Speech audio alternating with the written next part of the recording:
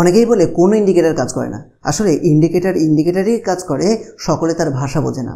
নমস্কার, আমি চিন্ময়, advance trading ইনস্টিটিউটে আপনাদের সবাইকে স্বাগতম। আমরা বেসিক টু অ্যাডভান্স যে কোর্স চালু করেছিলাম, আজকে তার 7th চ্যাপ্টার।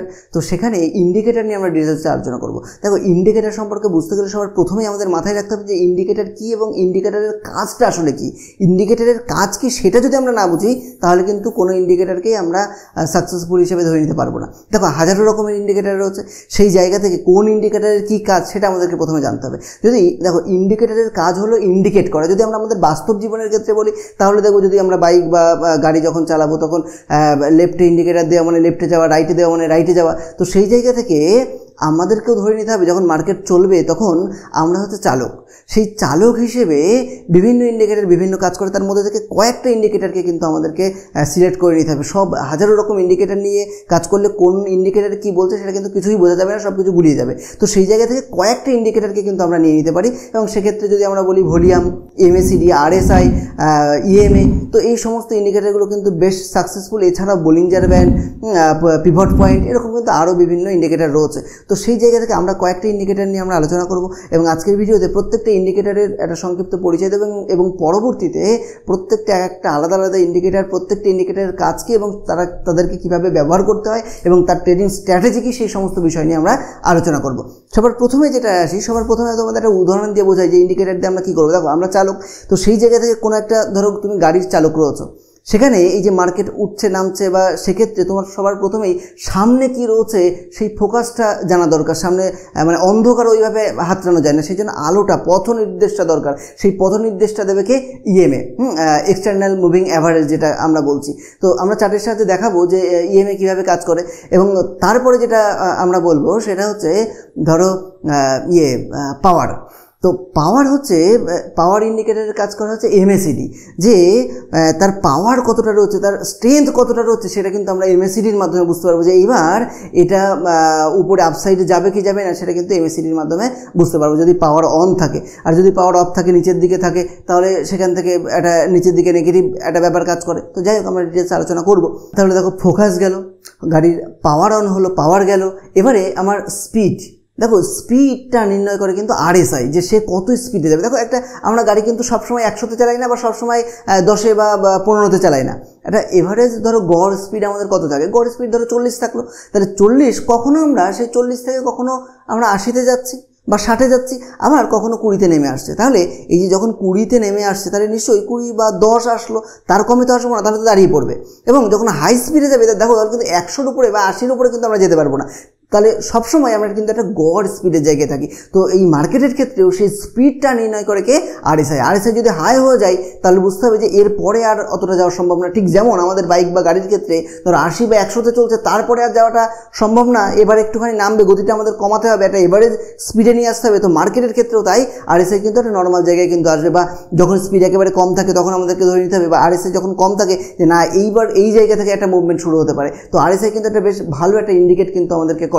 এবং এরপরে যেটা আসবে, সেটা কিন্তু দেখো, যতই তুমি স্পিড দাও না কেন, যদি গাড়ির গিয়ার যদি তোমার ফার্স্ট গিয়ারে থাকে, তাহলে কিন্তু কোনোভাবেই কিন্তু গাড়িটা কিন্তু ততটা বেশি স্পিডে যাবে না, এগোবে না। সেই জন্য গাড়ির গিয়ার কোন গিয়ারে থাকছে, সেকেন্ড গিয়ার, থার্ড গিয়ার বা ফোর্থ গিয়ার বা ফিফথ গিয়ার, সেটা কিন্তু একটা গুরুত্বপূর্ণ ব্যাপার। এই গিয়ারের কাজ করে কে?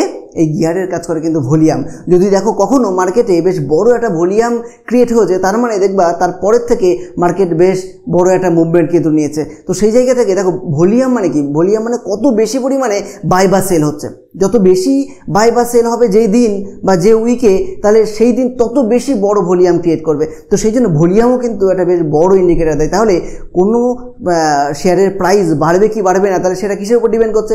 ভলিউমের উপর ডিপেন্ড করছে, RSI এর উপর ডিপেন্ড করছে, MACDর উপর ডিপেন্ড করছে, এবং সর্বোপরি EMA এর উপর ডিপেন্ড করছে যে তার ফোকাসটা কোন দিকে রয়েছে, তার মুভিং অ্যাভারেজটা কোন দিকে রয়েছে, সে মুভিং অ্যাভারেজের থেকে অনেক উপরে রয়েছে না নিচে রয়েছে, তার উপরে সেই দিকে একটা দিক নির্দেশ অনুসারে কিন্তু আমরা একটা কিন্তু ট্রেড নিতে পারি। ঠিক আছে, আমরা চার্টের সাথে ব্যাপারগুলো দেখে নিই। সবার প্রথমে আমরা শুরু করি ফোকাস দিয়ে, অর্থাৎ EMA। দেখো, EMA অর্থাৎ মুভিং অ্যাভারেজ এক্সপোনেনশিয়াল। হ্যাঁ, এখানে সবার প্রথমে তুমি গেলে ইন্ডিকেটারে গিয়ে এখানে EMA বলে সার্চ করলেই কিন্তু তোমার এখানে দেখো চলে আসবে। হ্যাঁ, তাহলে দেখো, এই যে এবার এটা ক্লিক করলে, এটা এখান থেকে তোমার কত দিনের মুভিং অ্যাভারেজ, ধরো তুমি যদি আমরা যদি নিই, সবচেয়ে বেশি যেটা কাজ করে সেটা হচ্ছে 200 মুভিং অ্যাভারেজ। এবং এক্ষেত্রে তোমাকে একটুখানি এডিট করে নিতে হবে।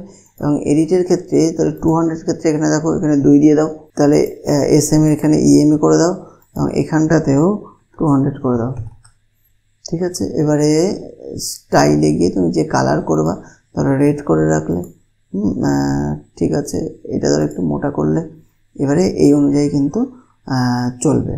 এবার এখানে ওকে করলে এই যে দেখো এই যে 200 মুভিং অ্যাভারেজ দেখো বারংবার বিভিন্ন ক্ষেত্রে যতবার মার্কেট পড়েছে ততবার কিন্তু ম্যাক্সিমাম ক্ষেত্রে কিন্তু এই জায়গাতে কিন্তু একটা সাপোর্ট আমরা যদি দেখি 2020 সালের উইকলি চার্টে আমরা দেখছি যে এখান থেকে এই যে যেই ব্রেকআউট দিয়েছে এখানে ব্রেকআউট দিয়ে কিন্তু একটা বড় মুভমেন্ট, এবং তারপরে যে নেমেছে সেটাও কিন্তু 22 সালে নেমেছে, দেখো এইখানেই টাচ করে গেছে, আবার এখান থেকে গেছে, আবার দেখো লাস্ট এখানে টাচ করেই কিন্তু গেছে।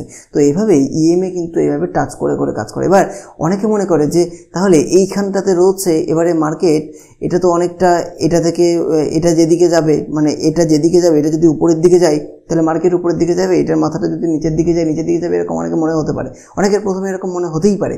তো সেক্ষেত্রে মাথায় রাখতে হবে যে বিষয়টা কিন্তু তেমন নয়। বিষয়টা হলো যে এটা থেকে বারংবার এটা হচ্ছে একটা গড়, আমরা সেই গড়ে কি হচ্ছে যে সেখানে যাচ্ছে, এখান থেকে অনেকটা উপরে যাচ্ছে, আবার সেই জায়গাতে তাকে আসতে হবে, আবার সেখান থেকে যাবে, মানে এখান থেকে কত উপরে যাচ্ছে সেটার উপরে ডিপেন্ড করে কিন্তু আমাদেরকে ট্রেড নিতে হবে। যদি দেখা যায় যে এখান থেকে অনেক বেশি হাই হয়ে গেছে তখন কিন্তু ওয়েট করে যেতে হবে যে না এবার এটা রিট্রেস দেবে, তারপরে আমাদেরকে বাই করতে হবে। আমরা EMA নিয়ে এরপর ডিটেলসে ভিডিও আনবো, তখন কোন EMA মানে কোন মুভিং অ্যাভারেজ কোন সময় মানে কত মুভিং অ্যাভারেজ কীভাবে স্ট্র্যাটেজিতে কাজ করবে সেই বিষয়গুলো নিয়ে আমরা আলোচনা করবো। 200 রয়েছে, 100 রয়েছে, 50 রয়েছে, 20 রয়েছে, এক একটা ক্ষেত্রে সেই তখন ডিটেলসে আমরা আলোচনা করব। এবারে আমরা আলোচনা করব যে পাওয়ার বোঝাতে যেটা ব্যবহার করা হয় যে ইন্ডিকেটরটা সেটা হচ্ছে MACD। দেখো MACDর ক্ষেত্রেও কিন্তু মাথায় রাখতে হবে যে সেটা কতটা, MACD বলে এখানে সার্চ করলেই দিয়ে দেবে তোমার, দেখো MACD, হ্যাঁ MACD এলো। তো MACDর এই যে লাইনটা দেখছো যেটার উপরে গ্রিন এবং নিচেই রেড, এই লাইনটাকে বলা হয় জিরো লাইন। এই জিরো লাইনের ওপরে থাকলে তবে সেটাকে পজিটিভ ধরা হয় এবং জিরো লাইনের নিচে থাকলে সেটাকে নেগেটিভ ধরা হয়।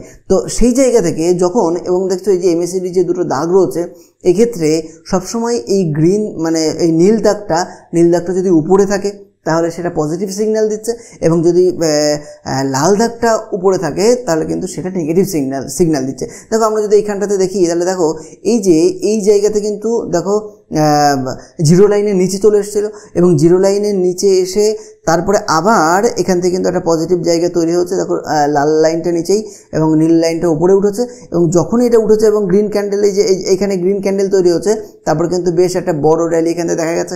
আবার এখান থেকে দেখো নীল লাইনটা নিচে চলে এসছে এবং আবার লালটা নিচে চলে এসছে। এই যে যখন এইভাবে উপরে ওঠে এবং যেহেতু জিরো লাইনের উপরে রয়েছে এবং এখান থেকে কিন্তু একটা বেশ ভালো পাওয়ার কিন্তু আমরা দেখতে পেয়েছি যে সেটা কিন্তু উপরে উঠেছে। তো দেখো এই বিষয় নিয়ে যে কখন কোন জায়গা থেকে কোন ইন্ডিকেটর কোন স্ট্র্যাটেজি নিতে হয় আমরা ডিটেলস MACD নিয়ে কিন্তু আলোচনা করব পরবর্তীতে। আমরা শুধুমাত্র প্রত্যেকটা নিয়ে একটা সংক্ষিপ্ত আলোচনা কিন্তু দিয়ে রাখছি যে এই বিষয়গুলো কিভাবে আনতে হয় আমরা চার্টে, কিভাবে MACD আনবো এবং সেটা কিভাবে ইউজ করব, কোনটাকে কি বলে, এই যে এটা জিরো লাইনের ওপরে পজিটিভ এটা নেগেটিভ, এই বিষয়টা আপাতত মাথায় রাখো, ঠিক আছে। এরপরে যেটা আনবো সেটা হচ্ছে স্পিড। পাওয়ার তো অন হলো গাড়ির, এবার কোন স্পিডে চলবে সেটা নির্ণয় করে কে?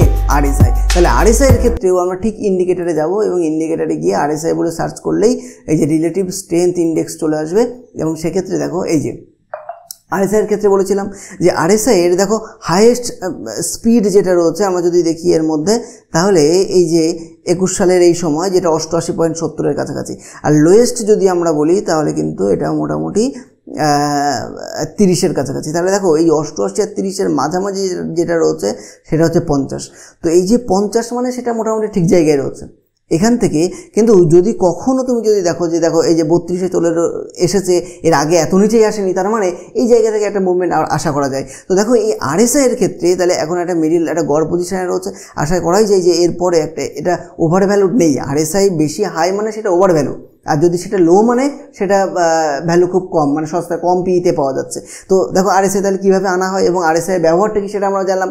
এবারে আমরা আলোচনা করব ভলিউম, যেটা আমরা গিয়ারের মাধ্যমে যে ইন্ডিকেটর বোঝানোর চেষ্টা করলাম। তাহলে দেখো ভলিউমের ক্ষেত্রে ঠিক একই রকমভাবে তুমি ইন্ডিকেটরে গেলে এখানে ভলিউম বলে সার্চ করলে চলে আসবে। তো দেখো এই যে ভলিউমের ক্ষেত্রে আমরা যদি দেখি তাহলে দেখো এই দাগগুলো যেদিন সবচেয়ে বেশি কেনা এবং বেশি বেচা হচ্ছে সেটা ইন্ডিকেট করছে। এবং সেক্ষেত্রে দেখো এই যে হাইটা তৈরি হচ্ছে না, এই যে এতদিনের যে লোটা একই জায়গায় কনসলিডেশন করছিল সেই জায়গা থেকে এই যে ব্রেক করলো, এই ব্রেক কখন করলো? যখন হাই ভলিউম তৈরি হয়েছে। অর্থাৎ যতই RSI বাড়ুক না কেন, মানে যতই স্পিড বাড়ুক না কেন, তবুও কিন্তু যেহেতু ভলিউম অর্থাৎ গিয়ার বাড়ানো হয়নি, সেই জন্য কিন্তু গিয়ার না বাড়লে কিন্তু তার স্পিডও কিন্তু সেভাবে অতটা বাড়বে না। তো যখন এই যে ভলিউম বাড়লো তখনই দেখা গেল কিন্তু তারপরে কিন্তু একটা বেশ ভালো একটা ওভার স্পিড কিন্তু আমরা দেখতে পেলাম। এবং তারপরে আবার দেখো EMA-তে টাচ করলো, 200 EMA-তে টাচ করে কিন্তু আবার সেটা গেল। কারণ একটানা ওইভাবে দেখো আমরা রাস্তায় যখন বাইক চালাই একটানা 100-তে চালিয়ে যেতেই পারবো? নিশ্চয়ই না।